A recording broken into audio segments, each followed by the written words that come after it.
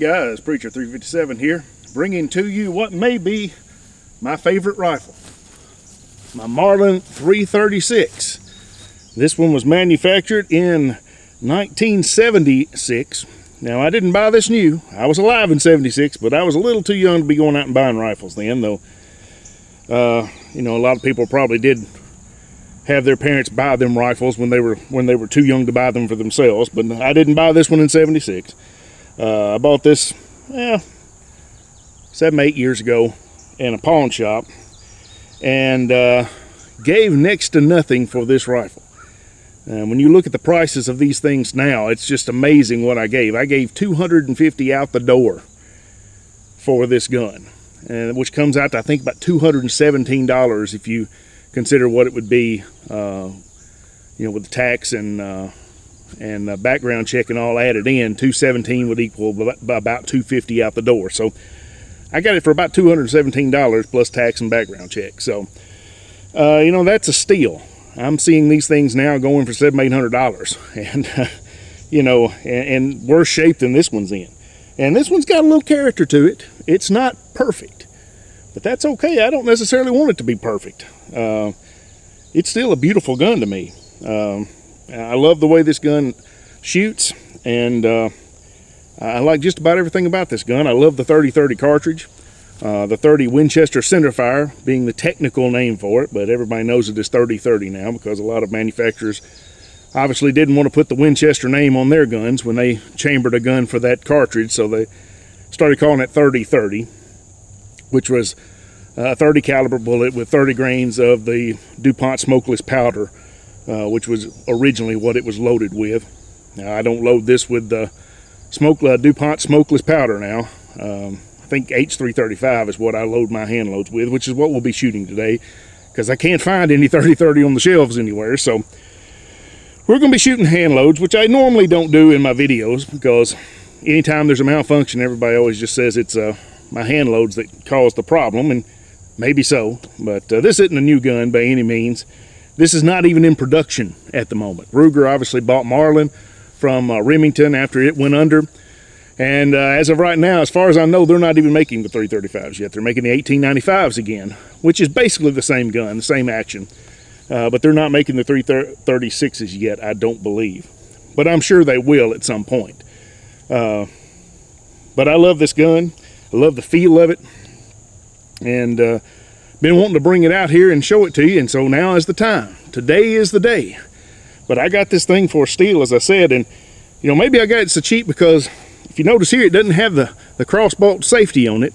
You know, not having that crossbolt safety probably means it's unsafe, so that's why they sold it so cheap. I guess they just forgot to put it on here, so you know, I probably shouldn't be shooting this gun, but no, you know what happened.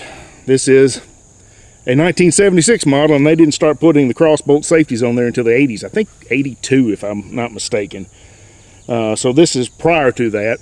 Now, some people hate the crossbolt safeties. They don't bother me one way or another. You know, there is a value in it, in that if you're wanting to load one in the chamber, you know, and then load another round in, you can put the crossbolt safety on and do that, and then you have a round in the chamber, and you got the gun on safe when you load another one in. Now, obviously, this does have a safety. It's got a half cock, so if I wanted to load one in the chamber, I could load one in the chamber. And then, of course, it's going to be cocked. I would have to decock it. And there's always a danger, you know, that you're going to slip and let the hammer fall and set a round off when you do that. So the crossbolt safety has a value to it in that, but it's just really not necessary on a lever action rifle. So I don't mind them. You know, my 1895 is a Remlin. It's one that was made after Remington bought them. After Remington bought them, and you know, it's got the crossbolt safety on it. It doesn't bother me, but then I've got some that don't. So anyway, here we are, the Model 336. So I thought I'd just do a little bit of shooting today, and just see what happens. We're going to be shooting 150 grain. These are my hand loads, loaded with a Hornady soft point, 150 grain. with H335 powder. I don't remember exactly. I think it's around 32 grains, but don't quote me on that. But thought we'd start out first by going out here and see if we can hit this plate at 100 yards. 24-inch plate. Surely I can do that. Look at there. I actually hit that plate. Let's see if we can hit her again. And there it is again. Let's see if we can hit this one at 80 yards. This 12-inch plate. Oh, wow. Now I think you see why I like this gun, because I shoot it fairly well, especially since I put these Williams peep sights on here. I could not see the original sights very well. You can see it's still on the gun. I've just got it folded over here. That original sight there. Couldn't see it very well. Put this Williams peep sight on the back. It's a less expensive alternative to a Skinner and works pretty good. I like it. And I shoot it pretty well. Did I put one in the chamber? Did I? Yes, I did. All right.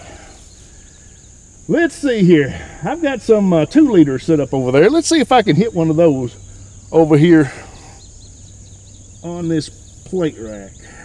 I'm not guaranteeing I can hit this. Yeah, she's spewing. Sometimes it wants to stick a little bit. Usually it just happens with a 170 grain. For some reason it's happening with these 150s a little bit right now. And I missed that one, didn't I? I think I got it that time. Yeah, she's sticking a little bit. Does that after it gets hot sometimes, but usually it's just with 170 grain. The 150s usually cycle fine, so I'm not sure why it's wanting to do that now. I'm not getting one in the chamber. I'm out of ammo. They only hold 6. This is not a high capacity rifle, but she sure is fun to shoot. So let's load up a few more here. All right. We got a few more targets out here we can fire at.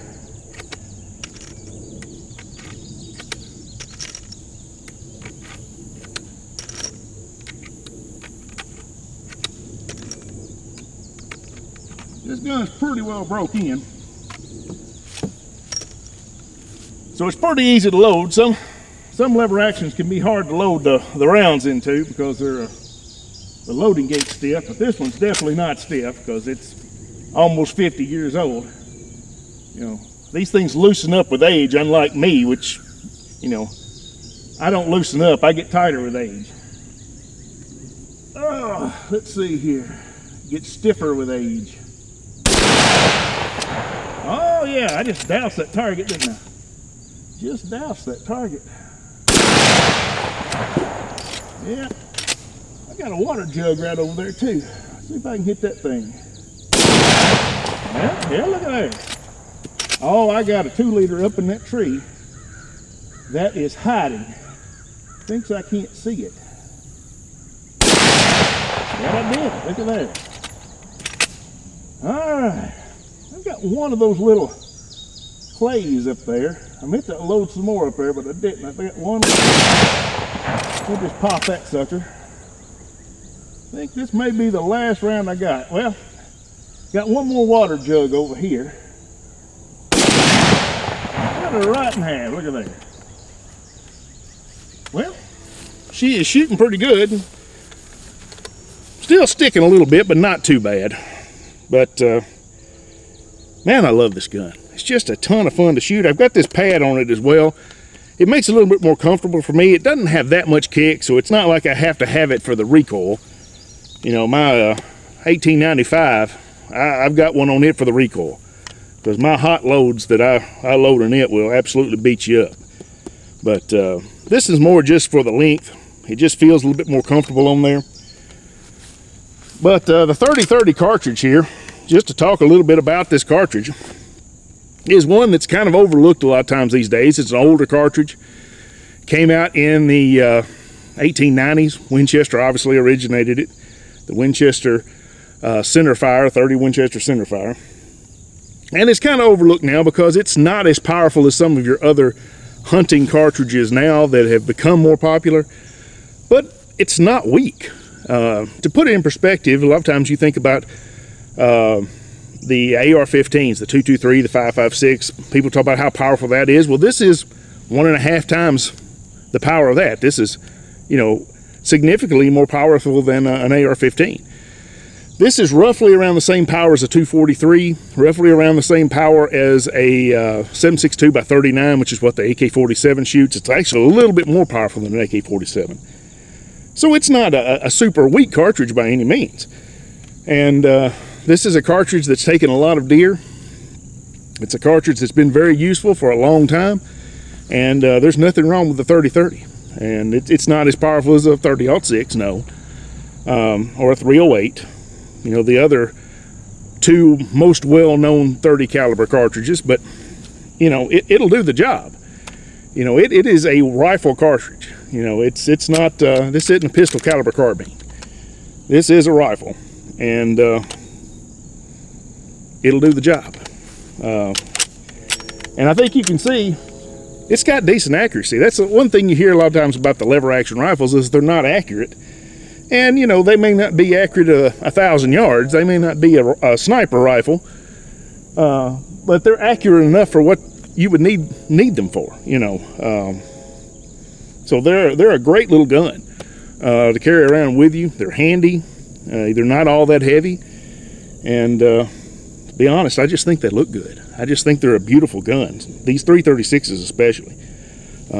I just love the character this one has as well. I love the look of the wood, the feel of it.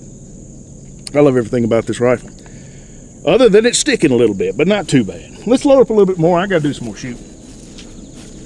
I gotta do some more shooting because I like this gun. I like this gun a lot.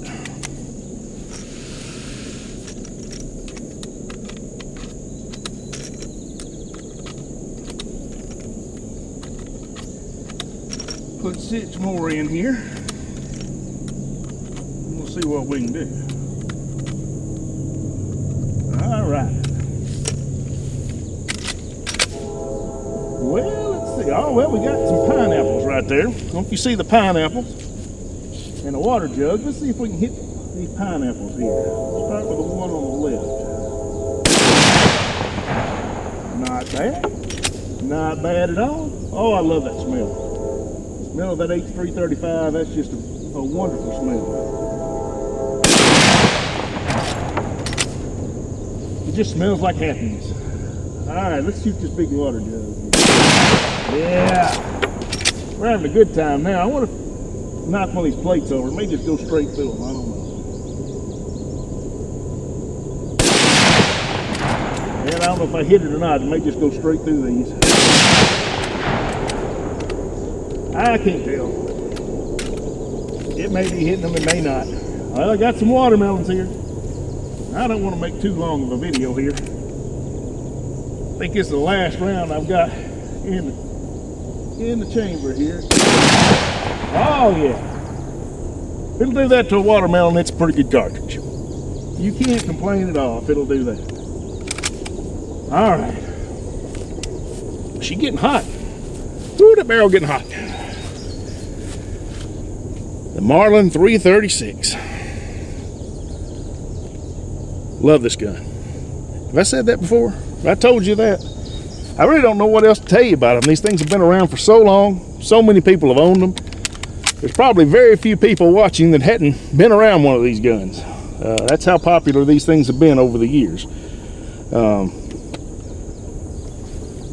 But I do love it. All right, let's shoot about 6 more rounds, and I'm gonna let you go. We don't have to make this a very long video. We'll load up 6 more rounds here.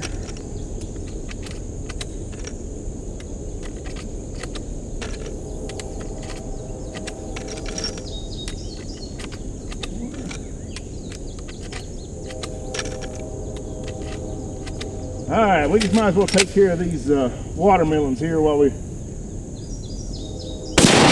Yeah! Ah! That's a lovely sight right there. Yes, sir. Yes, sir. All right, let's go back out here and see if I can hit this one at 80 again. Oh, that ain't no good. There we go. Yeah, I knew I pulled that last one as soon as I pulled the trigger. Let's go out here to 100. Oh yeah. One more round, so we're gonna go to 100 again. And there she is. Marlin 336. Great shooting rifle. Feels good. Love the smell of that gunpowder in the air. Don't get any better than this, guys. Coming out here and blasting away with a 30-30. It doesn't get much more American than that. And I'm pretty American. And I enjoyed immensely, and I hope you guys enjoyed watching it. Guys, before I forget, check out the description I've got a link there for a discounted membership to the GOA, the Gun Owners of America, and you can join up, get in the fight, help us protect our gun rights because they're under assault. Also, there's a place there to join the TFA if you live in Tennessee. They're doing some great work here in the state of Tennessee to help secure our rights, to get even more of our rights back. We got a lot of freedom here, but there's still work to be done. So if you live in Tennessee, join up with the TFA, the Tennessee Firearms Association. And also on September 3rd of this year, 2022, there's going to be the TFA annual meeting. It's a fundraiser meeting. It's going to be an auction there. And I donated Smith & Wesson M&P 15 AR platform rifle for that auction. And Eric Pratt from the GOA is going to be there speaking. And it's going to be a great time. We're going to be raising money to help the TFA to fight for our rights here in Tennessee. So if you haven't bought tickets to that, please do, and come out and see us on September 3rd in Lebanon, Tennessee. Guys, I appreciate you coming out and seeing this beautiful rifle that I love so much. I'm glad you could be here. God bless you. Y'all take care of yourselves, and we'll see you next time.